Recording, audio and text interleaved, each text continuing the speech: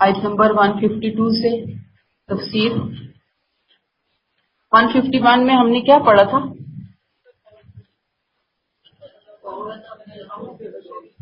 جی ہاں، جو چیزیں حرام کر دی گئی ایکچولی اصل میں جو اللہ کو سخت غصہ دلانے والی ہیں، اللہ تعالیٰ کے ہاں وہ چیزیں بالکل ممنوع ہیں، انہوں نے پسند نہیں کیا، انہوں نے اجازت نہیں دی، وہ اصل میں یہ ہے تم نے ایک نیا دین بنا کے پیش کر دیا، نیا دین کھڑا کر دیا نا اس کے مقابلے میں، تو وہ کیا ہے آؤ میں تمہیں پڑھ کے سناؤں۔ تو چند چیزیں ہم نے 151 میں پڑھی تھی، اسی سلسلے کی اگلی کڑی 152 کے اندر ہم دیکھتے ہیں کہ مزید کیا چیزیں حرام ہیں۔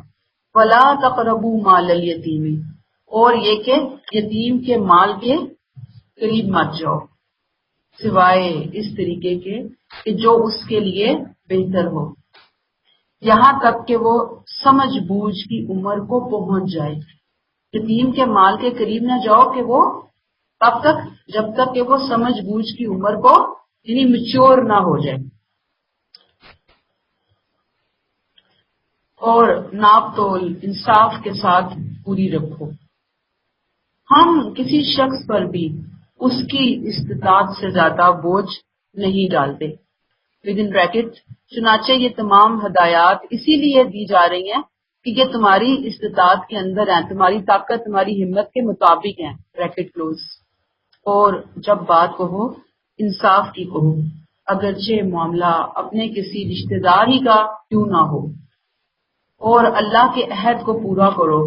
ان باتوں کی ہدایت اللہ نے تمہیں کی ہے تاکہ تم یاد دہانی حاصل کرو۔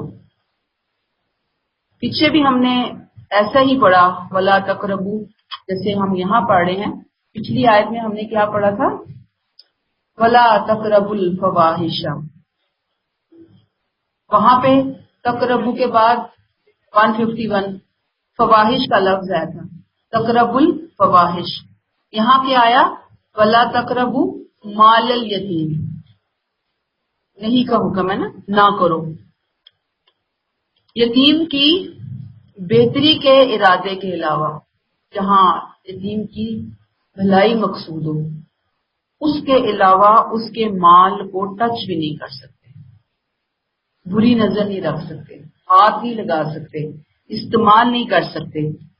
یاد رکھیں یتیم کے مال پر وہی نظر جائز ہے، اس کا وہی استعمال جائز ہے جو مال کی حفاظت کے لیے کیا جائے، مال کی نشو و نما کے لیے کیا جائے، اور اس وقت تک کیا جائے جب تک کہ یتیم میچورٹی کی ایج پہ نہ پہنچ جائے کہ وہ مال خود سنبھالنے کی ذمہ داری اٹھا سکے۔ یعنی کہ آپ یتیم کا مال بزنس میں لگانا چاہتے ہیں، اللہ نے صلاحیت دی ہوئی ہے آپ کو، آپ سمجھتے ہیں کہ یہ مال ایسے ہی پڑا پڑا اس کی ویلیو جو ہے وہ کم ہو جاتی ہے، ڈی ویلیو ہوتا چلا جائے گا، تو اس سے بہتر ہے کہ اگر ہم اس کو بزنس میں لگائیں گے تو کل یہی مال جو ہے ان کے لیے بہت زیادہ فائدہ مند ہو جائے گا۔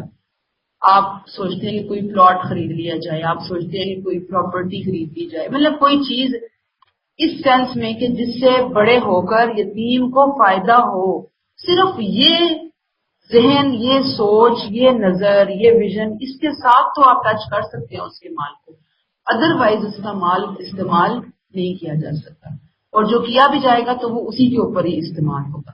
اور یہ بھی نہیں پیچھے ہم پڑھ کر آئے ہیں کہ بھی جلدی جلدی کھا لیں، ختم کر لیں کہ یہ بڑا ہوگا تو مطالبہ کرے گا، یہ اچھی اچھی چیزیں ہم رکھ لیں، بری بری چیزیں اس کے حصے میں ڈال دیں، فلاں جگہ کے پلاٹ بڑے اچھے ہیں اس کی جگہ ہم اس کو عام پلاٹ دے دیتے ہیں، پلاٹ کا نام ہوگا لیکن اچھے قیمتی پلاٹ ہم نے رکھے، یہ ساری چیزیں یہ فراڈ ہے، یہ حرام ہے۔ اللہ نے صاف کہہ دیا یتیم کے مال کے قریب بھی نہ جاؤ الا باللتی ہی احسن، احسن سوچ کے ساتھ، اور احسن سوچ اپنے لیے نہیں ہے، احسن سوچ یتیم کے لیے ہے۔ حتیٰ اسی لیے تو آپ صلی اللہ علیہ وسلم نے فرمایا نا کہ جس گھر میں یتیم ہو تو وہ قیامت کے دن میرے ایسے قریب ہوگا، شہادت کی عمری آپ نے ملائی تو ایسے تو نہیں ہوگا نا، آخر آپ نے اس کی کیئر کی، آپ نے قربانی کی، آپ نے بہت ٹائم دیا، آپ نے اپنے بچوں کی طرح جان ماری اس کے لیے، سوچا جیسے انسان اپنی اولاد کے لیے سوچتا ہے، تبھی جا کر اتنا اجر اور ثواب ہے نا یتیم کے حوالے سے. حتی یبلغ اشدہ، یہاں تک کہ وہ سمجھ بوجھ کی عمر کو پہنچ جائے. یاد رکھیے کہ یہ جو سمجھ بوجھ کی عمر ہے، اس سے مراد محض جسمانی بلوغت نہیں ہے. جسمانی بلوغت یعنی کہ آپ کہیں گے نا 16-17 سال کا ایک بندہ جو ہے وہ ایک مرد بن جاتا ہے، اس کے اندر وہ خواہشات بیدار ہو جاتی ہیں، تو جسمانی بلوغت اس اشدھا سے مراد نہیں ہے، بلکہ اس سے مراد کیا ہے؟ سمجھ بوجھ، جسے آپ کہیں گے میچورٹی کی ایج. اب میچورٹی کی ایج ہمارے ہاں جس طرح بچوں کو پیمپر کر کے رکھا جاتا ہے، تو 17-18 سال تک تو وہ بچے ہی ہوتے ہیں، ان کو تو سینس ہی نہیں ہوتی بہت ساری چیزوں کی، اونچ نیچ کی. تو جو ہمارا دور ہے، ہمارا جو سلسلہ چل رہا ہے، اس میں ممکن ہے بچہ 24-25 سال میں جا کر اس میچورٹی کی ایج کو پہنچے کہ آپ مال اس کے حوالے کریں کہ یہ لو بیٹا اب تم کرو بزنس، آؤ تم فیلڈ کے اندر. نہ یہ کہ 16-17 سال کے 18 سال کے بچے کے حوالے کر دیں آپ سب کچھ، تو وہ اسے سمجھ نہیں آئے گی. دوستوں کی کمپنی میں غلط جگہوں پہ خراب ڈیسیژن کر کے ممکن ہے وہ سارا مال ضائع کر دے. تو عرب کا جو کلچر تھا نا وہ تھوڑا سا ڈفرینٹ تھا. وہاں پہ تو اس طرح پڑھائی لکھائیوں کا رواج نہیں تھا. بچے ذرا بڑے ہوتے تھے تو ان کو فیلڈ میں اتار دیتے تھے، جاؤ بکریاں چلاؤ، جاؤ یہ فلاں کام کرو. جب تک وہ 16-17-18 سال کی عمر میں پہنچتے تھے وہ دنیا کی بڑی ہوا ان کو لگ چکی ہوتی تھی. اب ہماری جو سلسلہ ہے وہ تھوڑا میچورٹی کا سسٹم جو ہے وہ ڈفرینٹ ہو چکا ہے. لیکن بہرحال یہاں سے جو بات پتہ چل رہی ہے وہ یہی ہے کہ میچورٹی کی ایج کے بغیر مال ان کے حوالے نہیں کیا جائے گا. ٹھیک ہے. اب یہیں سے ضمنی طور پہ تھوڑا سا ایک اور مسئلہ ہم سمجھ لیتے ہیں کہ چھوٹی عمر کی شادی. اب مال حوالے نہیں کیا جا رہا، بیوی حوالے کر دو اس کی عمر. وہ جو بندہ اپنے آپ کو سنبھالنے کے قابل نہیں ہے، وہ ایک بیوی کی ذمہ داری اور پھر آگے آنے والے اس کے بچوں کی ذمہ داری، یہ بہت ظلم ہے. یہ آنے والی اولاد اور نسل، جو اس کو آنے والی نسل کو ایک تربیت چاہیے، جو ایک گھر کا ماحول چاہیے، وہ چھوٹی عمر کا بچہ ابھی اتنا سمجھدار نہیں ہوتا، وہ نہیں دے پاتا، بڑے مسائل پیدا ہو جاتے ہیں. تو تھوڑی مناسب ایج جسے کہتے ہیں نا میچورٹی والی ایج، جب جس ایج میں آپ اس کو مال سنبھالنے کی ذمہ داری کے قابل سمجھتے ہیں، وہی ایج اس کی شادی کی بھی ہونی چاہیے. ٹھیک ہے. بہرحال اس کے اوپر بہت ڈیبیٹ ہے، لیکن ایکچولی آپ اپنے اپنے گھروں میں بھی دیکھتے ہیں کہ آپ اپنے بچوں کو کس قابل سمجھتے ہیں کہ کس طرح وہ بہیو کر سکتے ہیں، کس طرح وہ ہینڈل کر سکتے ہیں، کس طرح وہ ساری ذمہ داریاں جو ہیں وہ پوری کر سکتے ہیں. فَأَوْفُوا الْكَيْلَ، اور ناپ تول، والمیزان، ناپ اور تول پورا کرو، بالقسط، انصاف کے ساتھ. یہ صرف ناپ تول مراد نہیں ہے، یاد رکھیے. جب بھی اس طرح کا وقت آئے نا الفاظ فَأَوْفُوا الْكَيْلَ وَالْمِيزَانَ، کیل اور میزان، صرف ناپ تول مراد نہیں ہوتا، بلکہ اس سے مراد میرٹ ہے، میرٹ، انصاف ہے. چاہے وہ سیاسی حالات ہوں، چاہے وہ معاشرتی حالات ہوں، چاہے وہ معاشی حالات ہوں، ہر جگہ کوئی ڈنڈی مارنے والا نہ ہو. نیچے سے لے کر اوپر تک سب لوگ ایماندار ہوں، سب لوگ اپنی ذمہ داریاں جو ہیں وہ پوری کریں. جب تک یہ اسپرٹ نہیں آئے گی قوم میں، اس وقت تک کوئی قوم کامیاب نہیں ہو سکتی، فلاح نہیں پا سکتی. نیک معاشرہ، نیک سوسائٹی، صالح سوسائٹی قائم نہیں ہو سکتی کہ جب تک ہر بندہ اپنی ڈیوٹیز، اپنی ذمہ داریاں اچھے طریقے سے ادا کرنے والا نہ ہو. یعنی صرف یہ ایک سمبل ہے کہ کوئی ناپے تو ناپتے ہوئے پورا دے. ہم کہتے جو دودھ والا ناپ کے پورا دے، تولنے والا کوئی پھل فروٹ سبزی کوئی گروسری کی چیز ہے وہ پوری تول کے دے، ٹھیک ہے، وہ اپنی جگہ پہ ٹھیک ہے. لیکن یہ صرف اس کے لیے نہیں آ رہا، اس سے اٹھ کر ایک چھوٹے سے چھوٹے لیول پر کام کرنے والے شخص سے لے کر خاندان کا ایک جیسے سربراہ ہے، بیوی ہیں، بچے ہیں، ہر ایک بندہ اپنی اپنی جگہ پر اپنی ڈیوٹی، اپنی ذمہ داری اچھے طریقے سے پوری کرے. یہ ہے اوف الکیل والمیزان. تو یہ جو ہے وہ کرو.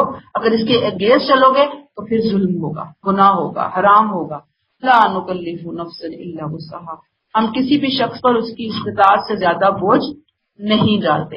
یعنی اللہ تعالیٰ نے جو حکم دیے ہیں وہ ایسا نہیں ہے کہ اللہ تعالیٰ نے لوگوں کی طاقت سے زیادہ، ہمت سے زیادہ ان کو بڑے بڑے حکم دے دیے ہیں کہ انسان کہ جی میں تو یہ کر ہی نہیں سکتا، میں تو اس ذمہ داری کو نبھا ہی نہیں سکتا، میں تو اس بات کو پورا کر ہی نہیں سکتا. نہیں، ایسی بات نہیں ہے. اللہ تعالیٰ نے انسان کی فطرت میں اس کے اندر وہ صلاحیتیں رکھی، اس کے بعد اللہ تعالیٰ نے اس کو وہ حکم دیے. یہ بات کلیئر ہو گئی. پھر اگلی بات کیا ہے؟ وَإِذَا قُلْتُمْ، جب بات کہو فَعْدِلُوا، انصاف کی بات کرو. وَلَوْ كَانَ ذَا قُرْبَىٰ، خواہ معاملہ اپنے کسی رشتہ دار ہی کا کیوں نہ ہو. سورہ نساء آیت 35 اور سورہ مائدہ آیت 8 میں ہم یہی بات پڑھ کر آئے قیام بالقسط کی، کہ بندہ جو ہے وہ ہر موقع پر انصاف کا دامن ہاتھ میں تھامے رہے، انصاف کا پرچم، انصاف کا جھنڈا لے کر ہر جگہ پہ اس کو اللہ کا نمائندہ بننا ہے. انصاف کا پرچم ہاتھ میں رکھ کے، حق بات کے اوپر چل کر، رشتے ناطے، جذبات، احساسات، خواہشات، کوئی چیز انصاف کی بجاوری میں رکاوٹ نہ بنے. کوئی رشتہ، کوئی ناطا، کوئی خواہشات، کوئی محبتیں، کوئی عقیدتیں، کوئی عظمتیں، کوئی جذبات، نو. حق انصاف اپنی جگہ پر ہے اور وہ ڈیوٹی ادا کرنی ہے. اور پھر کیا ہے؟ اگلی چیز کیا ہے؟ وَبِی عَہْدِ اللَّہِ أَوْفُوا، اور اللہ کے عہد کو پورا کرو. اللہ کے عہد کو پورا کیسے کرنا جی؟ اللہ سے جو عہد باندھے گئے ہیں ان کو پورا کرو. اصل میں یہ عہد اللہ کے نام پہ کیے جاتے ہیں، اللہ سے باندھے ہوئے عہد اور اللہ کے نام پر بندوں سے باندھے ہوئے عہد، جو وحی کی روشنی میں ہم باندھتے ہیں، اپنے ضمیر کی روشنی میں ہم باندھتے ہیں. اس عہد کو اللہ تعالیٰ کیا کہتے ہیں؟ پورا کرو، نبھاؤ. اچھا، پھر آپ دیکھیں گے کہ آگے چل کر ظاہری بات ہے کہ کچھ چیزیں پھر مزید آ جاتی ہیں. کیا کہا اللہ تعالیٰ نے؟ ذالکم وصاکم بہ لعلکم تذکرون، ان باتوں کی ہدایت اللہ نے تمہیں کی ہے تاکہ تم یاد دہانی حاصل کرو. تذکرون، یاد دہانی حاصل کرو. پچھلی آیت میں 151 کا آخری اینڈ کیا ہوا تھا؟ ذالکم وصاکم بہ لعلکم تاقلون ہوئی تھی نا بات. یہاں پہ آ رہا ہے ذالکم وصاکم بہ لعلکم تذکرون. یہ آگے چل کر انشاءاللہ تعالی ہم آیت 153 پڑھتے ہیں نا، تو اس میں ہم اس کو ایکسپلین کرتے ہیں. یہاں پہ بہرحال اللہ تعالیٰ نے ہمیں کچھ عمومی جنرل ہدایات دے دی کہ بھئی یہ بڑی بڑی غلطیاں، بڑی بڑی خامیاں ہیں. تمہاری مسلمان سوسائٹیز، تمہارے مسلمان معاشرے ان غلطیوں خامیوں سے دور ہونے چاہیے. اب آپ مجھے بتائیں کہ اتنا اسلام کا غلغلہ اور رولہ ہوتا ہے ہمارے یہاں، کیا ان چیزوں کی طرف ہماری کوئی توجہ ہے؟ کوئی ذرا سی بات ہے ہمارے ہاں؟ میرٹ کی کس طرح سے دھجیاں اڑائی جاتی ہیں ہر فیلڈ پہ، ہر پوسٹ پہ، نیچے سے لے کر اوپر تک. اور پھر ہم کہتے ہیں کہ ہمارے اوپر فرشتے آ جائیں حکمرانی کرنے کے لیے، تو وہ تو نہیں اترنے والے. ہم خود فرشتہ نہیں ہیں تو فرشتے آئیں گے کہاں سے؟ دودھ والے سے لے کر ایک بندہ اور ایک بندہ کہیں اچھی پوسٹ پہ بیٹھا ہوا ہے، اس میں اس کی خیانت، اس کی کرپشن میں کوئی فرق نہیں ہے. جب ایک دودھ میں پانی ڈال رہا ہے، دوسرا کوئی چیز گلی سڑی آپ کو میٹ میں مکس کر کے دے رہا ہے، تیسرا ملاوٹ کر رہا ہے، تو بتائیں کیا کہاں جا رہے ہیں ہم؟ سیم کرپشن چل رہی ہے نا. پھر اپنی جو محبوب رشتے ہوتے ہیں ان کے لیے ہماری ساری فیوریٹزم ہوتی ہے، ساری ہمدردیاں ہوتی ہیں، اور جن کے ساتھ ذرا ہماری نہیں بنتی پھر وہ حق بات بھی کہہ رہا ہوگا تو اس کے ساتھ بھی ہم نے کھڑا ہونا۔ تو اللہ نے ہمیں کیا کہا؟ حق کی بات کرنی ہے، انصاف کی بات کرنی ہے، چاہے وہ تمہارا عزیز ترین رشتے دار ہی کیوں نہ ہو جس کے خلاف وہ بات جاری ہے۔ تم نے دیکھنا نہیں ہے رشتے کو، نہیں دیکھنا، تم نے دیکھنا حق کو، حق کدھر ہے۔ اللہ توفیق دے ہمیں اس بات کے اوپر ہم پورا اتر سکے۔ آیت 153 وَأَنَّ هَذَا صِرَاطِي مُسْتَقِيمًا، اللہ فرماتے ہیں یہی میرا سیدھا راستہ ہے۔ یہ صراط مستقیم کہاں مانگا تھا ہم نے؟ سورہ فاتحہ میں ہم نے کہا اہدنا الصراط المستقیم۔ سارے احکامات آپ پڑھتے چلے آ رہے ہیں، سورہ بقرہ میں پڑھے، آل عمران، نساء، مائدہ، اب آ گیا جناب، مطلب یہ اعراف، انعام چیزیں آ رہی ہیں، ٹھیک ہے، احکامات آ رہے ہیں اس کے اندر۔ اب آپ دیکھیں گے کہ اللہ کہتے ہیں سیدھا راستہ تم چاہ رہے تھے نا، یہ سارے احکامات، یہ ساری باتیں، یہ سائن بورڈ ہے صراط مستقیم کے۔ فَاتَّبِعُوهُ، سو اسی کی پیروی کرو، اسی کی پیروی کرو، سائن بورڈز کو فالو کرو۔ سائن بورڈ کو فالو کرو گے صراط مستقیم پہ جا رہے ہو، بالکل سیدھا جا رہے ہو۔ دیکھیے اللہ نے تو ہمیں قرآن صراط مستقیم بنا کر ہمارے ہاتھ میں دے دیا، اس کو پڑھو، اس کو فالو کرو، تم سیدھے جا رہے ہو، بالکل ٹریک پہ ہو۔ تو اللہ تعالیٰ توفیق عطا فرمائے کہ ہم اس صراط مستقیم کو تھامیں اور اس کی قدر کریں اور اس کو فَاتَّبِعُوهُ، اس کی پیروی کریں۔ اللہ فرماتے ہیں وَلَا تَتَّبِعُوا السُّبُلَ، اور دوسرے راستوں پر مت چلو کیونکہ وہ تمہیں اللہ کے راستے سے ہٹا دیں گی۔ ذَلِكُمْ وَصَّاكُمْ بِهِ لَعَلَّكُمْ تَتَّقُونَ، یہ سب باتیں وہ ہیں جن کی ہدایت اللہ نے تمہیں فرمائی تاکہ ودن بریکٹ اس کی گرفت سے، اس کی ناراضگی سے، اس کے غصے سے بریکٹ کلوز بچے رہو۔ آخری بات سلسلہ بیان کی، اللہ کی بتائی ہوئی، ابراہیم علیہ السلام کی بتائی ہوئی راہ یہی ہے، یہی راہ اللہ نے ابراہیم کو بتائی، انہوں نے آگے اپنی اولاد کو بتائی، یہی بات ہے محمد صلی اللہ علیہ وسلم آپ کو بتائی جا رہی ہے، وہ آپ کی وساطت سے آپ کی پوری امت کو بتائی جا رہی ہے کہ یہ سیدھی راہ ہے، اس کو پکڑو، اس کی پیروی کرو، اور اس راہ کے علاوہ کسی اور راہ کو اختیار مت کرو، چاہے وہ کتنی ہی بڑی فلسفی، نظریہ، اسکالر، لیڈر، دنیا، پوری کی پوری دنیا ایک سائڈ پہ ہو اور وہ چل رہی ہو اور وہ کہہ رہی ہو کہ نہیں یہ سیدھا راستہ ہے، ہمیں وہ سیدھا راستہ نہیں دیکھنا، ہم نے سیدھے راستے کو کہاں تلاش کرنا ہے؟ قرآن کے اندر۔ وَهَذَا صِرَاطِي مُسْتَقِيمًا، أَنَّ هَذَا صِرَاطِي، یہ ہے میرا سیدھا راستہ۔ گویا میپ دے دیا اللہ نے، گویا کہتے ہیں نا وہ شیئر لوکیشن کا آپشن آتا ہے کہ لوکیشن شیئر کر دو، اللہ نے اپنی لوکیشن شیئر کر دیا، میرے تک پہنچنا ہے، یہ لو، فون آن کرو، بلوٹوتھ آن کرو، موبائل آن کرو، نیٹ ورک آن کرو، یہ شیئر لوکیشن ہو گئی ہے، مجھ تک پہنچنا ہے، یہ میری لوکیشن ہے، اس کو پکڑو گے سیدھا ناک کی جیب میں میرے تک پہنچ جاؤ گے۔ اب آپ دیکھیے کہ جو ملت ابراہیمی ہے نا، جس کے آخری چشم و چراغ نبی کریم صلی اللہ علیہ وسلم، اور ملت اسلام آدم علیہ السلام سے لے کر دونوں کی بنیادیں ایک ہی ہیں، ڈو اور ڈونٹس کے بارے میں، کیا کرنا ہے اور کیا نہیں کرنا، یہ وہی بنیادیں ہیں جو شروع سے میں نے آپ کو بتایا، یہ بھی ہم نے پیچھے سے شروع کیا نا جو پڑھنا، وہاں سے لے کر یہاں تک ایک چیز ہے جو اللہ نے ہر نبی کو، ہر انسان کو دنیا کے نبیوں کی وساطت سے بتائی اور سمجھائی، اور اسی نے ان کو فالو کرنا ہے۔ اب یہاں پہ رک کے میں نے بھی آپ سے کہا تھا کہ ہم یہ 3 لفظ جو ہیں ان کو ڈسکس کریں گے، تاقلون، تذکرون، تتقون۔ پہلی سٹیج عقل سے کام لینا ہے۔ دیکھ لیں قرآن کتنا عقل کو جھنجھوڑتا اور بیدار کرتا ہے۔ دوسری سٹیج سبق حاصل کرنا، یعنی عقل استعمال کر کے بیٹھ نہیں جانا، نتیجہ نکالنا ہے، سبق لینا ہے، لیسن لینا ہے۔ اللہ بتانا کیا چاہتے ہیں، سمجھانا کیا چاہتے ہیں، یہ ایونٹ ہوا کیوں، یہ کیوں نہیں ہوا، نتیجے پہ پہنچنا، فیصلے پہ پہنچنا۔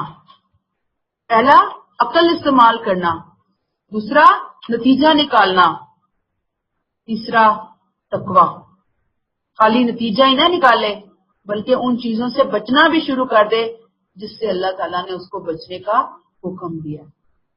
تو یہ ہے وصیت اللہ کی، نصیحت اللہ کی بندہ مومن کے ساتھ۔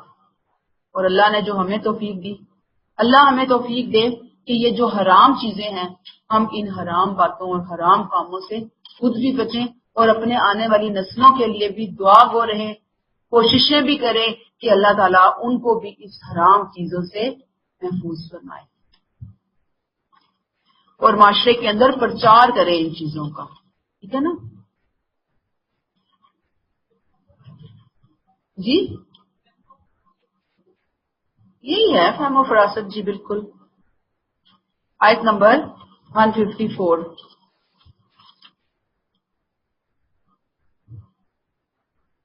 ثم آتینا موسی الکتاب، یہ ابراہیم کا دین ہے۔ اس کے بعد ہم نے موسیٰ کو کتاب عطا فرمائی علیہ السلام، اس پر اپنی نعمت پوری کرنے کے لیے جس نے خوبی اختیار کی تھی، ودن بریکٹ دین و شریعت سے متعلق بریکٹ کلوز، ہر چیز کی تفصیل کے طور پر اور ہدایت اور رحمت بنا کر، اس لیے کہ لوگ اپنے پروردگار کی ملاقات پر ایمان لے آئیں۔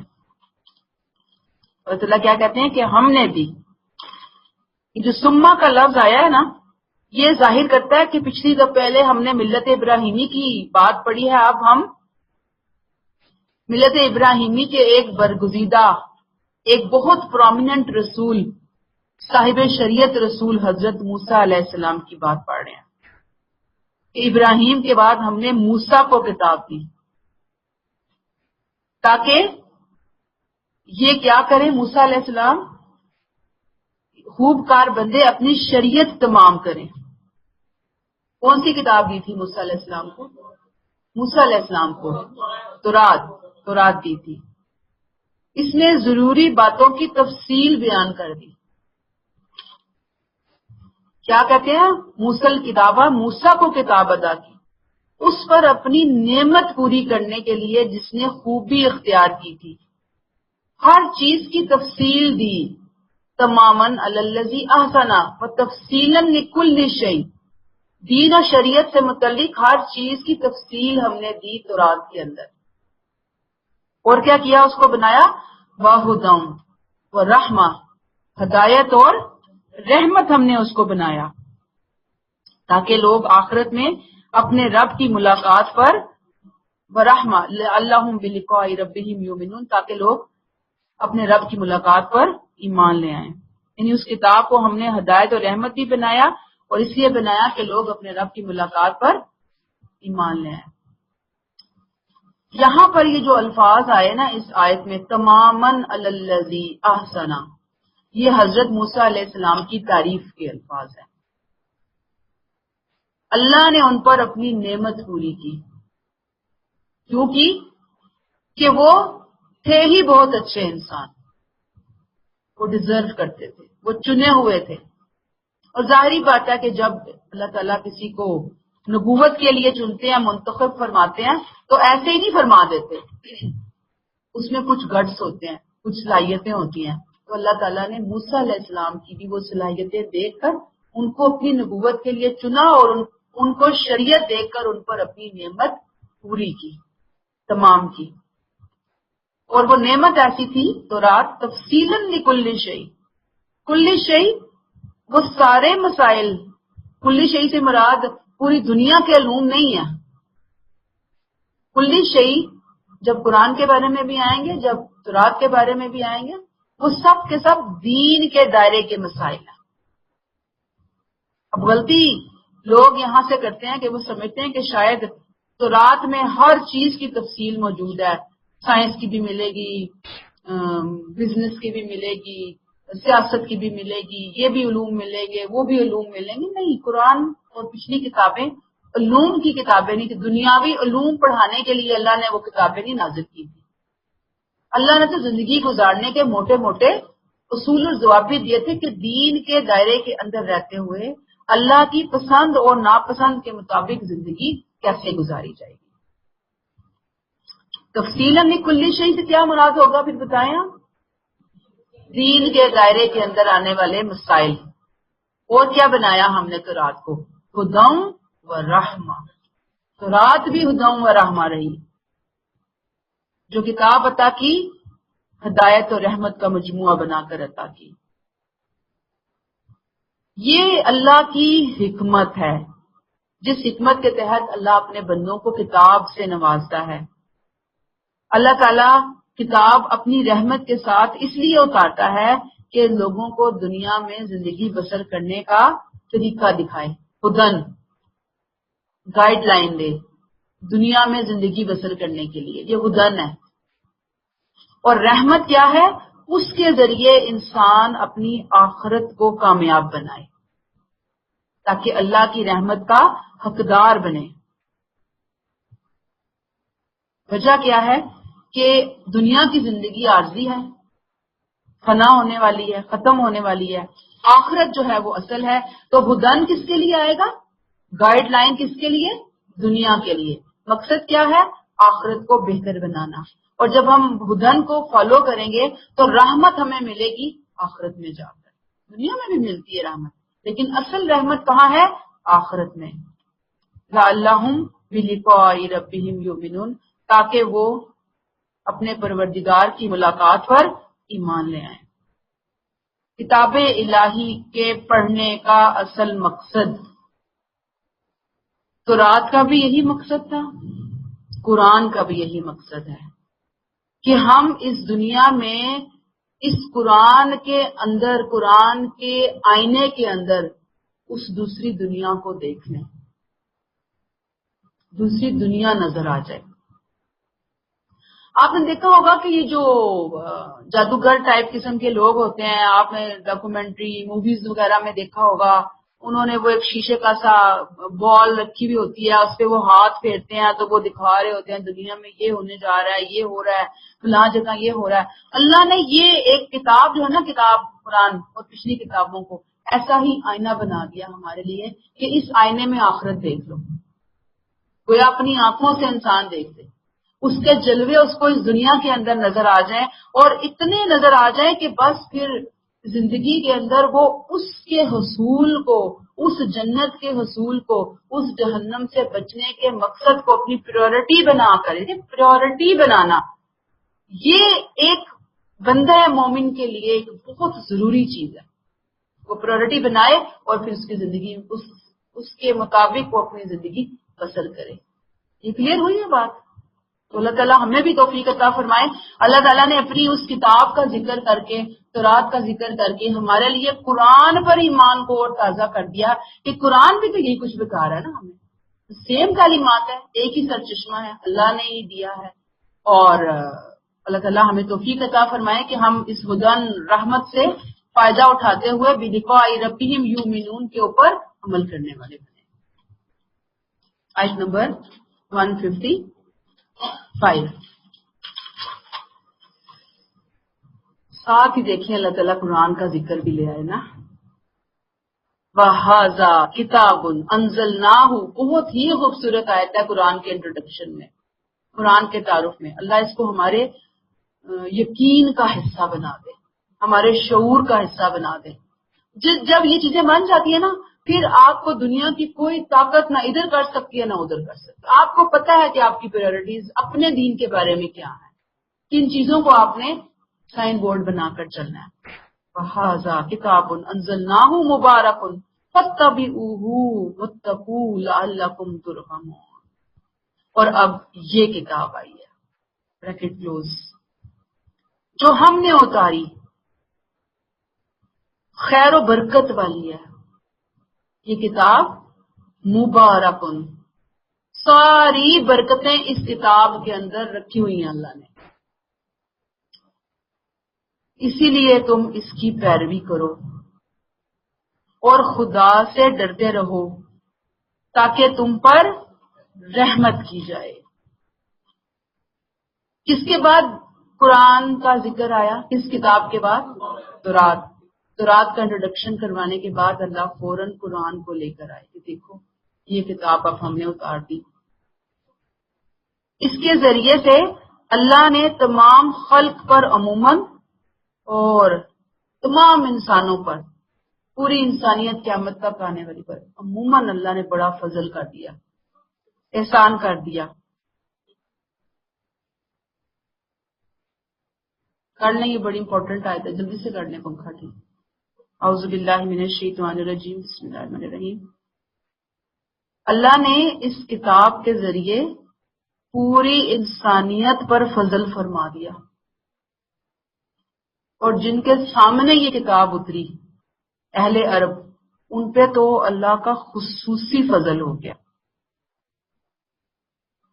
اللہ تعالیٰ آپ بتا رہے ہیں کہ اتنی بڑی کتاب میں نے تمہیں دے دی، ھذا کتاب انزلناہ، ہم نے اتاری ہے، مبارکن، برکت بنا کر اتاری ہے، فاتبعوہ، پیروی کرو اس کی، اس کو فالو کرو، واتقوا، اور ڈرو، اللہ سے ڈرتے رہو تاکہ تم پر رحم کیا جائے۔ اب آپ دیکھیے کہ یہ جو مبارک کا لفظ آیا، قرآن کے لیے مبارک کا لفظ بار بار استعمال ہوا ہے، اور آپ دیکھیے کہ مبارک کا لفظ بارش کے لیے بھی آتا ہے۔ جب بارش ہوتی ہے تو پھر کیا ہوتا ہے؟ خزاں بہار میں بدل جاتی ہے نا، بنجر، مردہ، ویران زمینیں سرسبز ہو جاتی ہیں، سبزے سے بھر جاتی ہیں، اور جب بارش آتی ہے تو آپ کو پتا ہے نا کہ پھر اس سے پھل پھول، ہریالیاں آتی ہیں، خوب رزق کی فراوانی ہوتی ہے، برکتیں آتی ہیں نا بارش سے۔ یہی قرآن کے لیے اللہ نے لفظ برکت کا استعمال کیا کہ یہ سارے فائدے جب کوئی قرآن سے جڑتا ہے تو اللہ تعالیٰ اس کو ایک نئی روحانی زندگی عطا فرماتے۔ جو قرآن سے نہیں جڑا ہوا اس کی زندگی مردہ کی زندگی ہے۔ شروع کے لیکچرز اگر آپ یاد کریں تو میں نے آپ کو بتایا تھا کہ جس کی زندگی میں قرآن نہیں ہے نا اس طرح سے، وہ اللہ کی نظر میں زمین پہ ایک مردہ لاش ہے جو چل رہی ہے، زندگی کوئی نہیں ہے اس کے اندر۔ روحانی زندگی کب ہے، رونق کب ہے، بہار کب ہے؟ جب قرآن اس کی زندگی میں موجود ہے۔ تو بھی کیا فرق پڑتا ہے تھوڑا تھوڑا سا بندہ ٹائم نکالے قرآن کے لیے؟ یہ تو نہیں کہا اللہ نے کہ 24 گھنٹے قرآن ہی لے کے بیٹھے رہو تب برکت حاصل ہوگی۔ پھر پورے دن میں کوشش کر لیتا ہے انسان، 2 3 4 رکوع، 1 پاؤ پارا، آدھا پارا یا 3 4 رکوع ترجمے کے ساتھ، تھوڑا سمجھ کے، تھوڑی دعاؤں کے ساتھ انسان پڑھتا ہے اور پھر اس کے اوپر عمل کرنے کی کوشش کرتا ہے۔ پھر اس طرح کی جہاں بھی محفلیں ملتی، ضروری نہیں کہ یہ کلاس، کہیں پہ بھی آپ کو موقع ملتا ہے قرآن کے ساتھ جڑنے کا، قرآن کی محفل میں جانے کا، اپنے آپ کو، اپنے ایمان کے لیول کو بڑھانے کا، ضرور انسان وہ موقع اویل کرتا ہے کہ بھی ایک جڑا رہے تو پھر ٹھیک رہتا ہے انسان۔ تو یہ جو برکت ہے اللہ تعالیٰ کہتے ہیں کہ اس کی برکت جو ہے نا قرآن سے جڑنے سے ہی حاصل ہوگی۔ فتبعوہ، یہ ہے نا فتبعوہ تبھی کریں گے نا جب ہم اسے جڑیں گے، تو پھر ہمیں یاد آتے رہیں گے اللہ نے اچھا یہ کہا، اچھا اللہ نے اس چیز سے منع کیا، اللہ کو یہ چیز پسندیدہ ہے، اللہ تعالیٰ کو یہ چیز ناراض کرنے والی ہے۔ تبھی فتبعوہ ہوگا جب ہم قرآن سے جڑیں گے، اور تبھی پھر مبارکن، برکتیں آئیں گی۔ واتقوا، اور ڈرو، اسی سے ڈرو، لعلکم ترحمون، تاکہ تم پر رحمت کی جائے۔ آپ بتائیں ہم میں سے کتنے ہیں جو چاہتے ہیں کہ اللہ کی رحمت ہم پر نازل ہو؟ کون ایسا ہے بے نیاز جو کہے کہ مجھے تو اللہ کی رحمت نہیں چاہیے، کہہ ہی نہیں سکتا کوئی۔ اچھا چاہتے ہم سارے ہیں رحمت ہو، تو وہ رحمتیں آئیں گی کیسے؟ اللہ نے بتا دیا، یہ وہ مبارک کتاب تمہیں دے دی ہے، فاتبعوہ واتقوا، یہ کام کر لو، فاتبعوہ واتقوا، یہ دو کام کرنے ہوں گے نا اس مبارک کتاب کو اٹھا کر، جڑ کر اس سے، لعلکم ترحمون، تاکہ تمہیں برکتیں ملیں، تاکہ تمہیں رحمتیں ملیں۔ اس کو مضبوطی سے پکڑنا ہوگا، اس کو فالو کرنا ہوگا۔ اور ظاہری بات ہے کہ یہ کیوں اتاری گئی، ظاہری بات پھر مزید اگلی آیات میں ہم جا کر اس کو پڑھتے ہیں۔ آیت نمبر 156، ان تقولوا انما انزل الکتاب،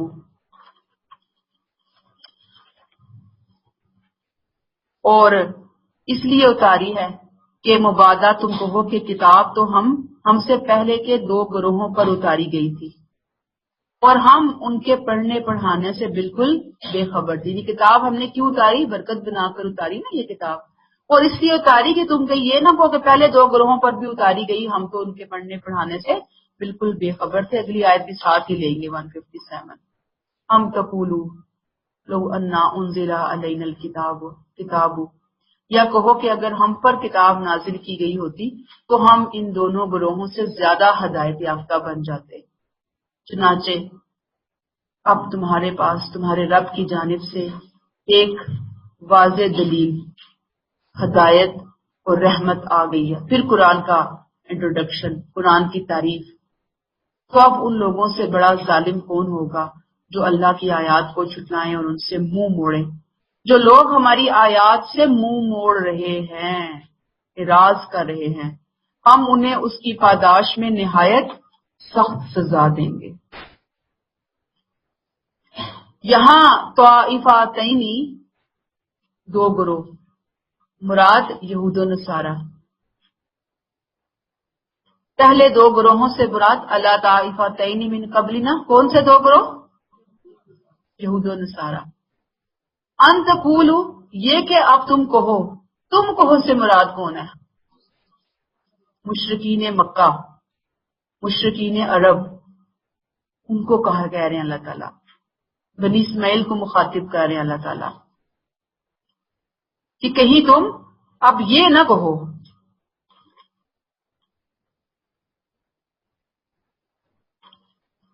آپ دیکھیے کہ پچھلی آیت میں ہم نے پڑھا تھا نا کہ یہ مبارک کتاب آ گئی ہے، کیوں آ گئی ہے؟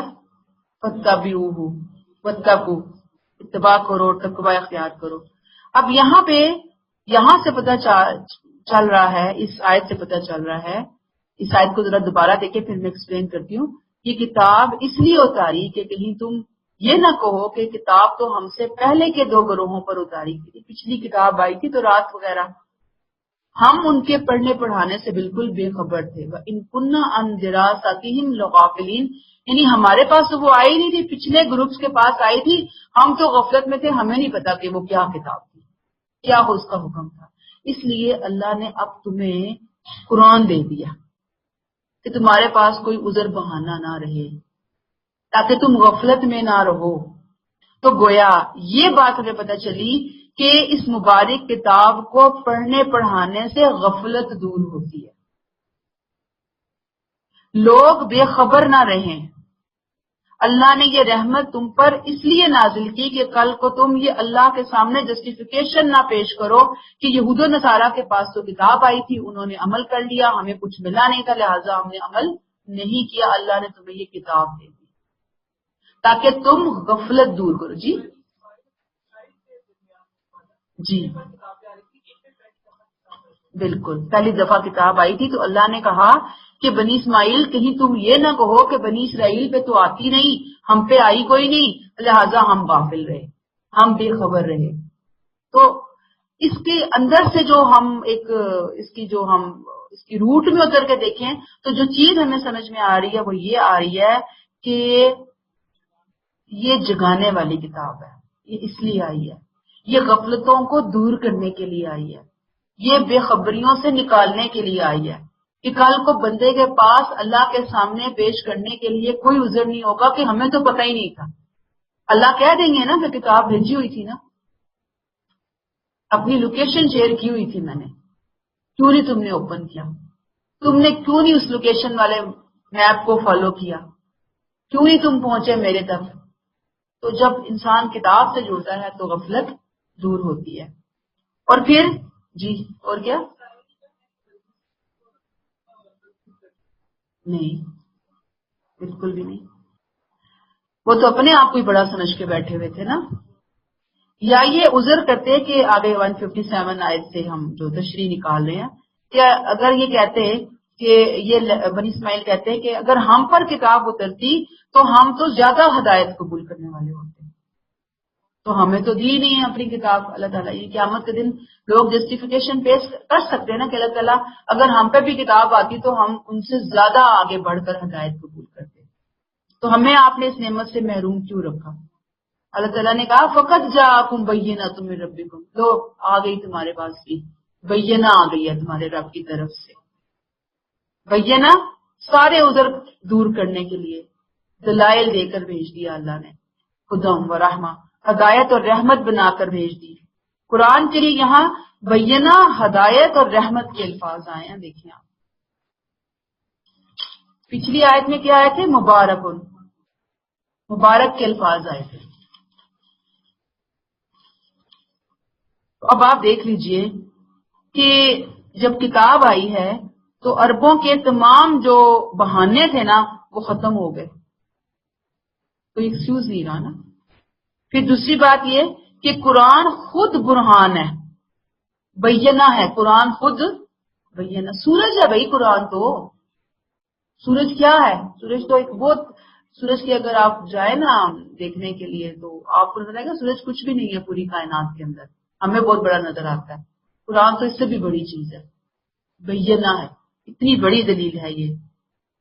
یاد رکھیے کہ یہ ایک ایسا معجزہ ہے کہ جس کا جواب پچھلے 1400 سال سے لے کر اب تک کوئی نہیں دے سکا، اتنا بڑا معجزہ ہے۔ پھر آپ دیکھ لیجئے کہ یہ اپنے دعوے کی دلیلیں خود لے کر نازل ہوا، اللہ نے خود اس کے اپنے اندر دلائل رکھے ہوئے ہیں،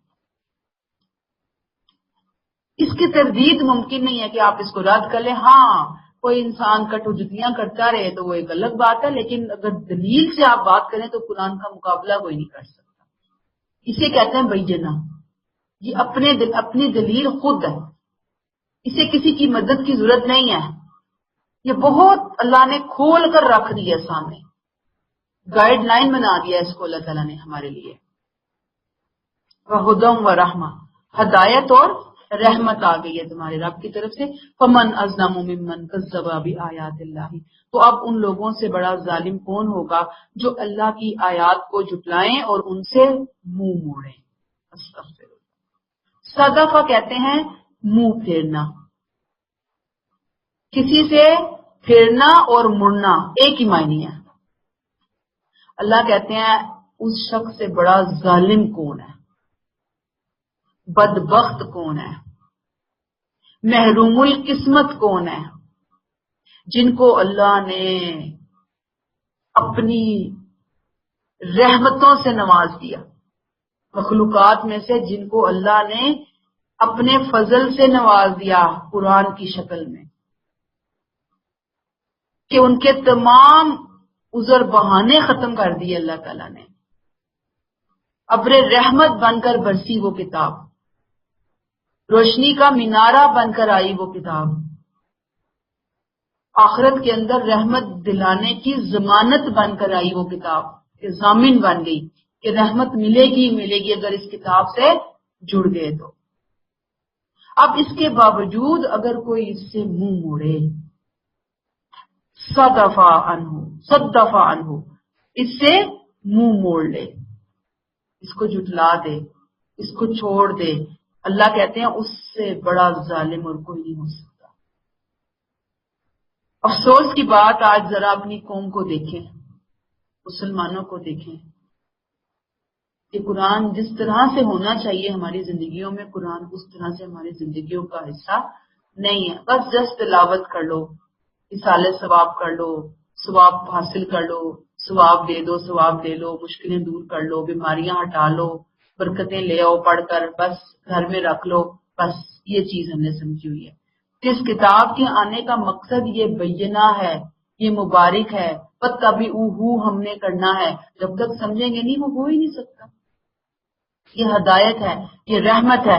اللہ کہتے ہیں جو موڑتا ہے میری آیات سے منہ اور ان سے منہ موڑتا ہے، سنجزی الذین یصدفون عن آیاتنا سوء العذاب بما كانوا یصدفون، جو لوگ ہماری آیات سے منہ موڑے ہیں ہم انہیں اس کی پاداش میں نہایت سخت عذاب دیں گے۔ سخت عذاب، سخت عذاب کے لیے اللہ کیا لفظ لائے؟ سوء العذاب، دکھ دینے والا عذاب، برا عذاب۔ استغفر اللہ۔ دنیا میں ان کو اللہ نے ظالم کا ٹائٹل دے دیا، سب سے بڑے ظالم، جو میری کتاب کی ناقدری کریں، میں نے چنا، میں نے دی، وہ لوگ ناقدریاں کر رہے ہیں۔ تو جو ناقدری کر رہا ہے، جھٹلا رہا ہے، چھوڑ رہا ہے، مان کر نہیں دے رہا، آ کر نہیں دے رہا، پتہ بھی نہیں کر کے دے رہا، اللہ تعالیٰ نے فرمایا کہ بس پھر اس کے لیے سزا جو ہے وہ منتظر۔ اللہ تعالیٰ محفوظ رکھے ہمیں اس برے انجام سے، ہماری نسلوں کو اس برے انجام سے۔ لیکن بات یہ ہے کہ ہمیں ڈیسیجن کرنے ہوں گے، کچھ ہمیں پریورٹیز بنانی ہوں گی، کچھ زندگی کی آخری سانس تک کے لیے، کہ ہم نے یہ سفر نہیں چھوڑنا، ہم نے قرآن کی لائٹ کو ہاتھ سے نہیں جانے دینا، ہم نے اس لوکیشن کو فالو کرتے رہنا ہے، یہ ڈائریکشن ہم نے لے لیا، بس اللہ تعالیٰ گرتے پڑتے اٹھتے بیٹھتے گھسٹتے رینگتے ہم چل اسی راستے کے اوپر ہیں۔ اللہ تو ہمارے لیے سفر کو آسان کر دے، ہماری نسلوں کے لیے سفر کو آسان کر دے، آمین۔ آیت 158، هل ينظرون الا ان ياتيهم الملائکۃ۔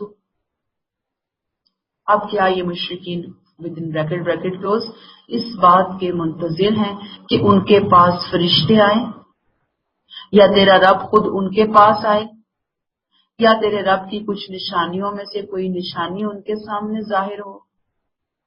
جس دن تیرے رب کی نشانیوں میں سے کوئی نشانی ان کے سامنے ظاہر ہوگی تو پھر کسی ایسے شخص کو اس کا ایمان کوئی نفع نہیں پہنچائے گا جو پہلے سے ایمان نہ لایا ہو، یا اس نے اپنے ایمان میں کوئی بھلائی نہ کمائی ہو۔ اے نبی صلی اللہ علیہ وسلم ان سے کہہ دیجئے کہ اسی پر اصرار کرتے ہو تو بریکٹ کلوز اچھا تم انتظار کرو، ہم بھی انتظار کرنے والے ہیں۔ یعنی اللہ کہتے ہیں حل ینظرون، کس بات پہ کہا حل ینظرون؟ کہ یہ انتظار کر رہے ہیں ابھی بھی۔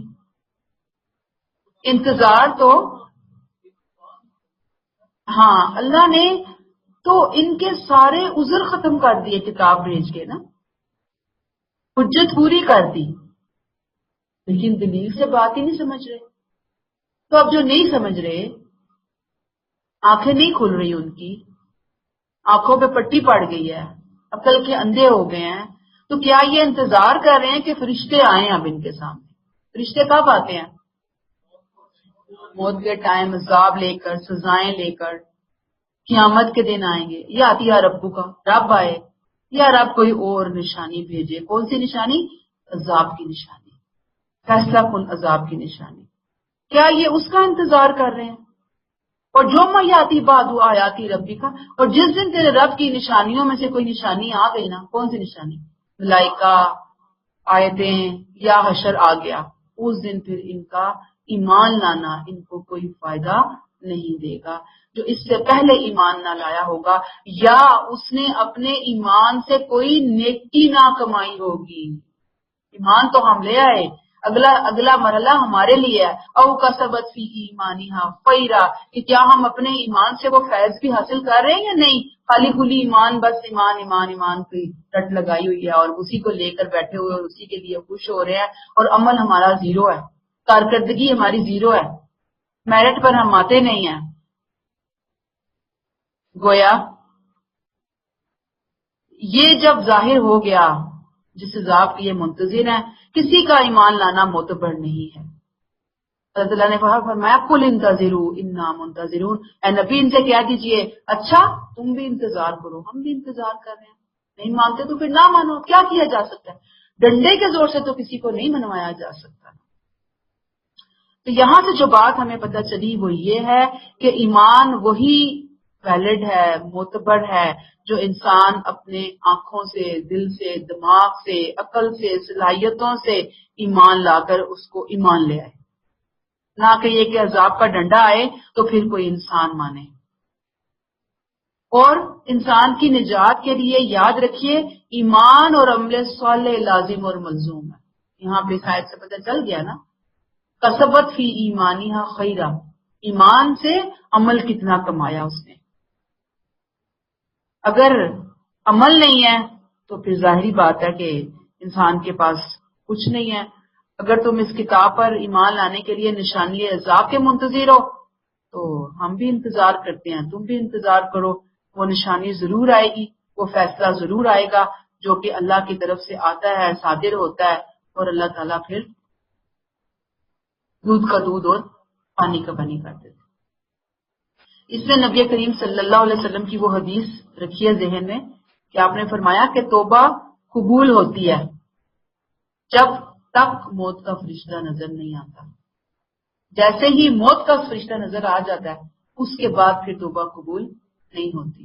اور پھر قیامت کے لیے آپ نے کیا کہا کہ جب سورج مغرب سے طلوع ہوگا اس وقت کوئی توبہ قبول نہیں ہوگی۔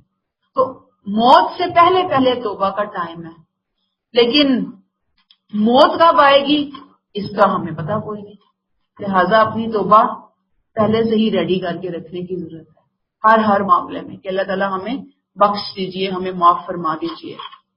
آیت نمبر 159، ان الذین فرقوا دینہم، خدا کی بتائی ہوئی اس سیدھی راہ کو چھوڑ کر، اللہ نے کہا نا ھذا صراطی مستقیم کہ یہ میرا سیدھا راستہ ہے، اللہ کہتے ہیں وجن بریکٹ اللہ کی بتائی ہوئی سیدھی راہ کو چھوڑ کر، اے نبی صلی اللہ علیہ وسلم بریکٹ کلوز، جن لوگوں نے اپنے دین میں راہیں نکال لی، فرقوا دینہم، فرقہ بازی کر لی، تفرقہ بازی کر لی، بڑی سخت آیت ہے۔ وقانوا شیعا، گروہ گروہ بن گئے، فرقوں میں بٹ گئے صراط مستقیم کو چھوڑ کر۔ لست منہم فی شیء، تمہارا ان سے کوئی تعلق نہیں ہے نبی، کوئی تعلق واسطہ نہیں ہے، ان کا معاملہ بس اللہ کے حوالے ہے، پھر وہی انہیں بتائے گا جو کچھ وہ کر رہے ہیں۔ مین یہاں پر بنی اسماعیل اور بنی اسرائیل مراد ہے، جنہوں نے حضرت ابراہیم علیہ السلام کی توحید کی راہ چھوڑ کر اس کے اندر غلط راستے نکالے، اس کے اندر شرک کی پگڈنڈیاں نکالی۔ پھر بنی اسرائیل یہودیت اور عیسائیت میں تقسیم ہوئے، اور پھر عیسائیت کے آگے پھر مزید سینکڑوں حصے بنتے چلے گئے، ٹکڑے بنتے چلے گئے۔ تو یہاں پہ کیا کہہ دیا کہ اے نبی انہیں چھوڑ دیجیے جنہوں نے اپنے دین کو ٹکڑے ٹکڑے کر دیا۔ آپ نے تو خالص اسلام کی دعوت دینی ہے، توحید کی دعوت دینی ہے، آپ اپنا فرض ذمہ داری سے ادا کرتے رہیے۔ اللہ بہتر جانتا ہے کہ ان میں سے کتنے لوگ خلوص سے اللہ کو راضی کرنا چاہتے ہیں اور کتنے لوگ اپنی خواہشات نفس کی پیروی کرنا چاہتے ہیں۔ یعنی اے نبی آپ ان کو ان کے حال پر چھوڑ دے، جو نہیں مانتے انہیں چھوڑ دو ان کے حال کے اوپر۔ اس سے یہ بات بھی ہمیں پتہ چل رہی ہے کہ جب یہ آیات نازل ہوئی تو گویا اعلان برات کا وقت بہت قریب آ رہا تھا، اسی لیے اب اس طرح کے احکامات آنے شروع ہو گئے کہ اے نبی ان کو چھوڑ دیں، ان کو ان کے حال پر چھوڑ دیں۔ اسی لیے پھر سورہ توبہ آگے جا کر جو اس گروپ کی آخری سورہ ہے، ہم دیکھیں گے کہ کس طرح سے واضح اعلان کر دیا گیا ان کو ان کے حال پر چھوڑ دو۔ اب سبق کیا ہے، لیسن کیا ملتا ہے اس آیت سے کہ آج امت مسلمہ کی تفرقہ بازی دیکھیے آپ، سب کو شرما دیا انہوں نے۔ جس چیز سے قرآن نے منع کیا تھا نا وہی چیز منوان ہم اپنے یہاں پر لے کر آئے ہیں۔ ہم مسلمان بعد میں کہلائے جاتے ہیں، شناخت کرواتے ہیں، فرقے کا مسلک کا نام پہلے آتا ہے، جی آپ کا مسلک کیا ہے، جی آپ کا فرقہ کیا ہے، جی آپ کی جماعت کیا ہے، جی آپ کا گروہ کیا ہے۔ پھر ہر ایک کہتا ہے کہ میں تو اللہ کے گروہ سے ہوں، اللہ کی جماعت سے ہوں، میرا فرقہ زبردست ہے، میرا فرقہ اللہ باقی سب جہنمی ہے۔ کیونکہ آپ سے نے فرمایا کہ ایک جنت میں جائے گا باقی جہنم میں جائیں گے، تو وہ جو جنت میں جانے والا ہے نا وہ میرا فرقہ ہے، باقی تو ہے ہی سارے گستاخ۔ بس یہ کہہ کے لیبل لگا کے تسلی سے ٹھنڈا دودھ پی کے بیٹھ گئے ہیں جی، کوئی مسئلہ ہی نہیں ہے، پریشانی ہی نہیں ہے۔ تو یاد رکھیے کہ جھگڑا جو چل رہا ہے نا ہمارے ہاں، یہ ذات تو یہ کیا کہتے ہیں، تفرقہ بازی، گروپنگ، گروہ، مسلک، کس قدر شدت اختیار اس کی بیس پہ ہم ایک دوسرے کے گلے کاٹ رہے ہیں، اس کی بیس پہ ہم دوسروں کو کافر قرار دے کر کھیل رہے ہیں، خون کی ہولیاں کھیلی جا رہی ہیں مذہب کے نام پر۔ اب آپ دیکھیں نا کہ جو کچھ ہو رہا ہے مذہب کے نام پر ہو رہا ہے، مذہب کی آڑ میں ہو رہا ہے، مذہب کے نام پر ہو رہا ہے، نام نہاد مذہبی لوگ، انہوں نے مذہب کا لبادہ اوڑا ہوا ہے، مذہب کے ٹھیکیدار خود کو کہتے ہیں۔ جیسے وہ پرانے زمانے میں خوارج کا گروپ تھا نا، زلی کے زمانے میں یہ لوگ سامنے آئے تھے کہ انہوں نے کہا تھا کہ بس ہم ہی مسلمان ہیں، باقی سارے کافر ہیں۔ وہی باقیات، کوئی جراثیم آج بھی شیطان جو ہے نا وہ مختلف لوگوں کے اندر جا کے انجیکٹ کرتا رہتا ہے کہ بھئی ٹھیک ہے اپنے آپ کو پکا سچا مسلمان کرو اور باقیوں کو جینے کا حق نہ دو۔ پیچھے سائیکی کیا ہے؟ یہ اللہ کے ماننے والے نہیں ہیں، یہ کفر کرتے ہیں، یہ شرک کرتے ہیں، یہ بدعات میں ملوث ہے، لہٰذا ان کو مار دو، انہیں ختم کر دو۔ یہی کچھ ہو رہا ہے نا آج ہمارے یہاں شیعہ سنی جو فسادات ہیں، آپ سوچیں جب جس کا دل چاہتا ہے پیچھے سے وہ بھڑکا دیتا ہے اور وہ ایسے فساد ہوتا ہے، ایسے ایسے ظلم ہو رہے ہیں دین کے نام پہ کہ بندہ جو ہے نا اندر سے ہل کر رہ جاتا ہے۔ یہ پچھلے دنوں آپ کو یاد ہوگا کہ جو افغانستان میں شادی کی محفل کے اوپر جو بم دھماکہ ہوا ہے ڈرون کا، کہ وہ اتنے لوگ جو ہیں وہ ایک خاص مسلک سے تعلق تھا ان کا، ٹھیک ہے نا، کس کی سزا دی گئی بھائی ان کو؟ کس نے رائٹ دیا ہمیں؟ یہ رائٹ کہاں سے اٹھا کر لائے ہم لوگوں کے گردنے کاٹنے والا؟ دین کے نام پر اپنے آپ کو افضل اور اعلیٰ سمجھ کے یہاں نبی کریم صلی اللہ علیہ وسلم کو کہا جا رہا ہے چھوڑ دیں ان کو ان کے حال کے اوپر، انتظار کرو، ہم بھی انتظار کریں، اللہ تعالیٰ نے رکھی ہے نا آخرت، جو غلط کرے گا وہ بھگت لے گا۔ میرا آپ کا کام ہے اچھے طریقے سے پیغام پہنچا کر لوگوں کی منتیں تلے کر کے اللہ کے سامنے رو گڑ گڑا کے اللہ ہمیں توفیق دے دے، جو اللہ آپ نے ہمیں صلاحیتیں دی ہیں ہم اس صلاحیت کے ذریعے چند لوگوں کو جو یہ لائٹ دکھا سکتے ہیں، یہ روشنی دکھا سکتے ہیں، اللہ ہم یہ روشنیاں دکھا دیں، قرآن ان کی زندگیوں میں آ جائے، بس یہ ہم لوگوں کا کام ہے، یہ ہماری ذمہ داری ہے۔ امت مسلمہ جو ہے ادھر وہ دین کی مذہبی ٹھیکیدار بن کے بیٹھ گئی ہے، نبی کا راستہ، نبی کا اخلاق بالکل چھوڑ دیا، اور پھر نام لیوا ہے نبی کی۔ اللہ معاف کرے، یہ بہت سخت معاملہ جا رہا ہے۔ اب آپ دیکھیں توہین رسالت کے اوپر جتنے قتل ہوتے ہیں لوگ، یہ کدھر سے رائٹ نکال کر لے کر آئے، اور اتنی اذیت کے ساتھ لوگوں کو مارنا بھی گورنمنٹ کے حوالے کریں آپ، اچھے سے کچھ قوانین بنائیں کہ کسی کو اتنی ضرورت نہ ہو کہ وہ گستاخی کرے، لیکن کچھ اس کے بھی رولز اینڈ قاعدے ہوتے ہیں نا، قواعد و ضوابط ہوتے ہیں، ہم نے وہ سارے سائڈ پہ کر دیے۔ اللہ تعالیٰ نے یہاں پہ کہہ دیا کہ جنہوں نے فرقے کر دیا اور گروہ بن گیا ہے، نبی تمہارا ان سے کوئی تعلق نہیں ہے۔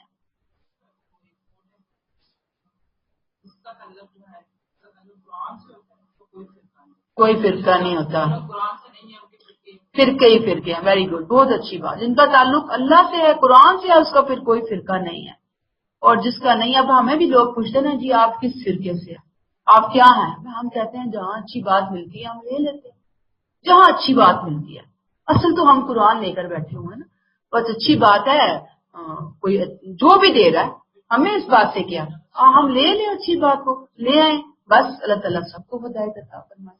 ہم تو قرآن لوگ ڈرتے ہیں نا، بالکل ڈرتے ہیں، تو اللہ تعالیٰ ہمیں معاف فرمائے۔ اس معاملے میں ہماری ذمہ داری کیا ہے کہ اپنی ذات کو تھوڑا سائڈ پہ رکھ کر قرآن کو ترجیح اول بنائیں۔ دیکھیے تھوڑے پیمانے پہ کوششیں ہوں، جتنا ہم کر سکتے ہیں ہم اتنی ہی کر سکتے ہیں نا، جتنی ہمیں استطاعت ہے ہم اپنی استطاعت کے مطابق حصہ ڈال سکتے ہیں، اس سے زیادہ تو ہم نہیں کر سکتے۔ تو وہ ایک وہ چڑیا کا واقعہ اگر آپ کو یاد ہو کہ وہ جب حضرت کہانی بنی ہوئی ہے، حقیقت میں تو ایسا شاید نہیں ہوا تھا، کہ جب وہ حضرت ابراہیم علیہ السلام کے لیے وہ الاؤ جلایا جا رہا تھا نا، ان کو جلانے کے لیے آگ کا بڑا سا الاؤ، تو ایک چڑیا جو ہے نا وہ اپنی چونچ میں پانی لے کے جا رہی تھی کہ اس آگ کو بجھائے۔ یہ اسکالرز نے ہمیں سمجھانے کے لیے مثالیں بنائی ہوئی ہیں۔ تو کسی نے کہا کہ تم کیا کر رہی ہو، اتنا بڑا الاؤ اور یہ تمہاری چھوٹی سی چونچ، اور اس میں ایک دو قطرے پانی، اس نے کہا کہ قیامت کے دن میں یہ بتاؤں گی نا کہ میں کوشش کی تھی اس آگ کو بجھانے کے لیے، آگ جلانے والوں میں نہیں تھی میں۔ اپنی اپنی کوششیں ضرور شو کرنی ہے ہمیں اس معاشرے کے اندر کہ ہمارا تعلق گروپنگ کرنے والوں میں نہیں ہے، ہمارا تعلق قرآن کی لائٹ کو آگے پہنچانے والوں میں ہے۔ اللہ ہماری کوشش بہت ادنا درجے کی کوشش تھی، ہماری صلاحیت ہی اتنی تھی، چڑیا کی چونچ جتنا تو ہمارا علم تھا، ہماری قابلیت تھی، ہماری ہمت تھی، ہمارے وسائل تھے۔ اللہ ہم نے اسی کو ہی بروئے کار لایا اور ہم آئے ہیں اس آگ کو جو ہمارے ہاں دین کے نام پر، میں یہ کہنا یہ چاہ رہی ہوں کہ باہر کے لوگ تو جو کریں گے سو کریں گے ہمارے ساتھ، ہم خود ہی اپنے گھر کو جلانے کے لیے بہت کافی ہیں، یعنی ہم مسلمان ہی بہت کافی ہیں، ہمیں کسی دشمن کی کوئی ضرورت ہے ہی نہیں، ہمیں کسی امریکہ کی ضرورت نہیں، ہمیں کسی چائنا کی ضرورت نہیں، ہمیں کسی انڈیا کی ضرورت نہیں، ہم تو خود بہت بڑے ہیں اپنے پاؤں پر کلاڑی مارنے والے۔ تو اللہ ہمیں ہدایت دے، ہمیں سمجھائیں کہ اصل پرابلم کہاں سے ہو رہی ہے۔ اصل پرابلم دیکھیے، آپ صلی اللہ نے کہا اپنے نبی کو کہ اے نبی لست منہم فی شیء، آپ کا ان سے کوئی سروکار نہیں، کوئی کہانی ہم نے بنائی ہوئی ہے یہاں پہ۔ تو پھر جس کا اللہ نہ رہے، جس کا رسول سے کوئی تعلق نہ رہے، مجھے بتائیں وہ فرقے بازیاں کر کے کیا کر لے گا؟ اللہ تعالیٰ ہمیں ہدایت دے۔ انما امرہم الی اللہ، ان کا معاملہ اللہ کے حوالے، اللہ بتائے گا انہیں جو وہ کرتے رہے۔ جب اللہ ہر ایک کو بتا دے گا تو مجھے اور آپ کو پھر ٹینشن لینے کی کیا ضرورت؟ جب ہم یہ چیزیں لے کر آئیں گے تو پارٹی بازیاں ختم ہوں گی، تفرقے بازیاں ختم ہوں گی، آپ دیکھیں گے کہ بڑی ہی آسانیاں جو ہیں وہ زندگی کے اندر آ جائیں گی انشاءاللہ تعالی۔ آخری آیت دیکھ لیتے ہیں، آیت 161، جاء بالحسنۃ فلہ عشر امثالھا، اس کا اللہ کا وعدہ ہے۔ لیکن اللہ نے بتا دیا، کلیئرٹی کلیئر کر دیا کہ جو بھی اللہ کے حضور نیکی لے کر آئے گا اس کے لیے 10 گنا اجر ہے، جو انسان برائی لے کر آئے گا اس کو بس اپنے گناہ کے برابر بدلہ دیا جائے گا اور کسی پر بھی ہرگز ظلم نہیں کیا جائے گا۔